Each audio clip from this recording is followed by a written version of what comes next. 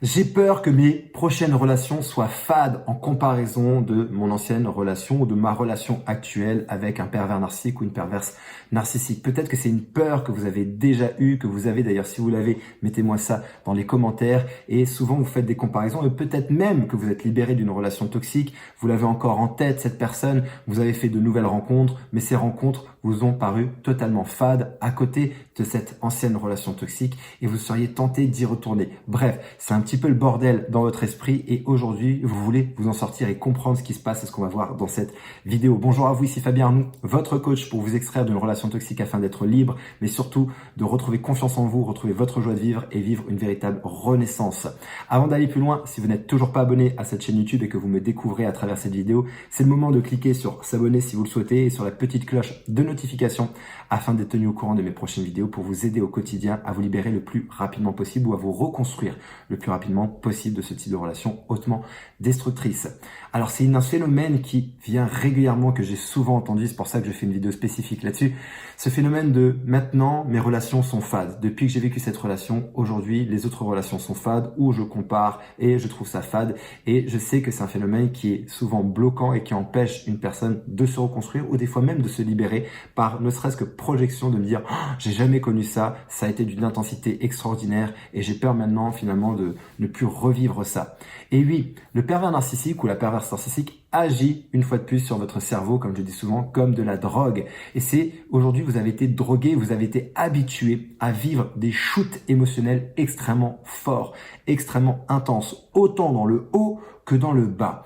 Et le problème, c'est que votre cerveau connecte au haut et au bas et aux intensités. C'est-à-dire qu'à un moment donné, dans ce que vous avez vécu, ça a créé de la décharge électrique dans votre esprit, ça a créé de la dopamine. La dopamine, ce sont finalement les hormones du bonheur. Et à ce moment-là, quand on sécrète beaucoup de dopamine dans une relation, on connecte la relation à quelque chose d'extraordinaire. Et c'est ce qui se passe au départ, dans la phase de lune de miel.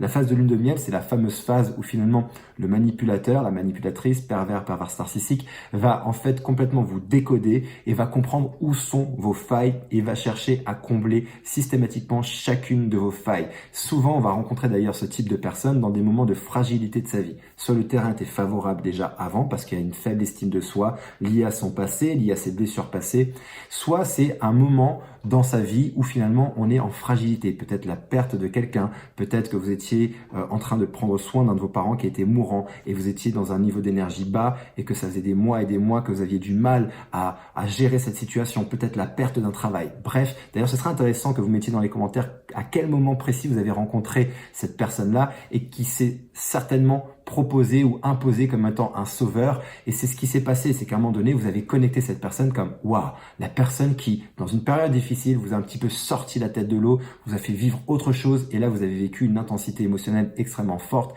et c'est comme s'il y a une recherche de fusion avec cette personne et il y a peut-être eu même fusion avec cette personne et ça, le cerveau, il adore parce qu'il connecte avec ça et il dit waouh, c'est extraordinaire ce que je suis en train de vivre. Mettez-moi ça dans les commentaires si vous avez vécu ça et à quelle période peut-être vous avez rencontré aussi le pervers ou la perverse narcissique.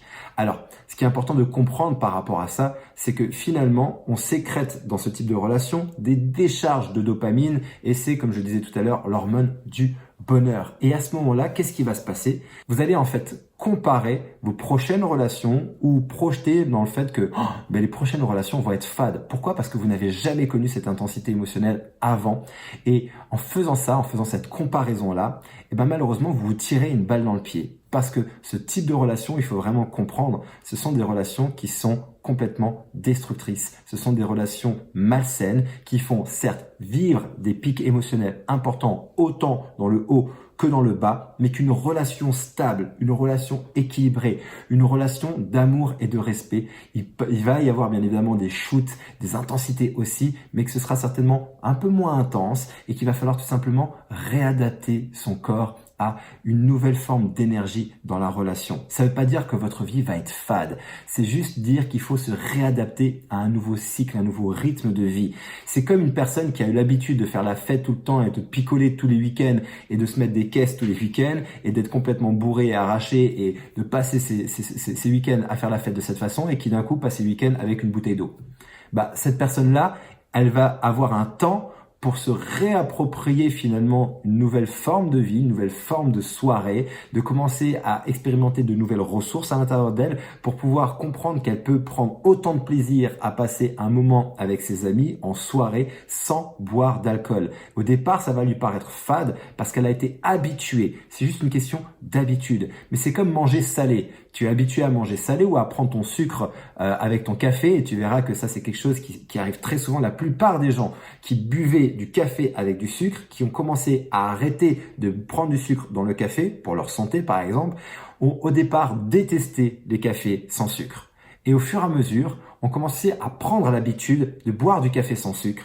Et à ce moment-là, qu'est-ce qui se passe? Ne peuvent plus revenir avec du sucre dans le café. Quand ils reprennent un jour un sucre dans le café, après plusieurs mois, ils se disent, mais comment est-ce que je pouvais boire du sucre? Comment est-ce que je pouvais boire du café avec du sucre? C'est pas possible. C'est exactement pareil pour vous. Il va falloir un temps de réadaptation et je vous garantis que ce temps, il va se mettre en place et qu'au fur et à mesure, vous allez vous réadapter à un nouveau rythme de relation et avec des relations beaucoup plus saines, beaucoup plus posées, beaucoup plus respectueuses, avec des intensités différentes et que ces intensités-là, vous allez apprendre à les apprécier et à les savourer. Donc, c'est important de comprendre ce mécanisme-là pour ne pas rester bloqué dans cette idée que mes prochaines relations, c'est fade, je m'ennuie, alors je retourne dans la relation. C'est juste que vous avez besoin maintenant de créer de nouvelles habitudes, de nouvelles relations avec de nouveaux schémas émotionnels et je vous garantis que vous êtes gagnante et vous êtes gagnant dans une relation beaucoup plus équilibrée, beaucoup plus stable qu'avec des pics en permanence où finalement émotionnellement vous allez vivre les montagnes russes émotionnelles. Je ne crois pas que ce type de relation amène à un moment donné à véritablement vivre une relation sur le long terme sereine, paisible, calme, apaisante et dans laquelle vous allez pouvoir vraiment construire et qui va vous nourrir profondément, autant émotionnellement, spirituellement, psychologiquement. Donc, il est juste temps maintenant de vous réadapter à un nouveau rythme, de reconsidérer peut-être aussi la notion de relation à l'autre, d'amour, parce qu'il y a souvent une recherche de fusion dans une relation toxique, autant du pervers narcissique que de la victime, mais on le sait aujourd'hui, des relations fusionnelles, ça ne fonctionne pas. Il doit y avoir un équilibre. À chaque fois qu'il y a fusion, il y a systématiquement destruction. J'espère que cette vidéo va vous aider à y voir un petit peu plus clair et surtout à vous encourager à vivre les choses peut-être différemment et ne pas perdre espoir qu'après une relation toxique, il n'y a plus de relation possible parce que vous avez été détruite, parce que vous avez été shooté avec ces pics émotionnels et que vos prochaines relations vont être fades et que vous allez souffrir toute votre vie. Non, ça n'existe pas. Je vous garantis qu'après ça, il y a une véritable renaissance qui peut se mettre en place et que si aujourd'hui vous avez besoin d'aller plus loin, j'ai alloué ces prochains jours quelques créneaux pour vous permettre d'avoir une session de diagnostic. On fera le point ensemble sur votre situation. Je mets le lien dans la description de cette vidéo. J'espère que cette vidéo va vous aider. N'hésitez pas à la liker, à la commenter, à la partager à quelqu'un qui a besoin d'entendre cette information. Et d'ici ma prochaine vidéo ou mon prochain audio, surtout, souvenez-vous et rappelez-vous, quoi qu'il arrive, vous méritez d'être aimé, vous méritez d'être heureuse et d'être heureux. Et je vous dis à très bientôt.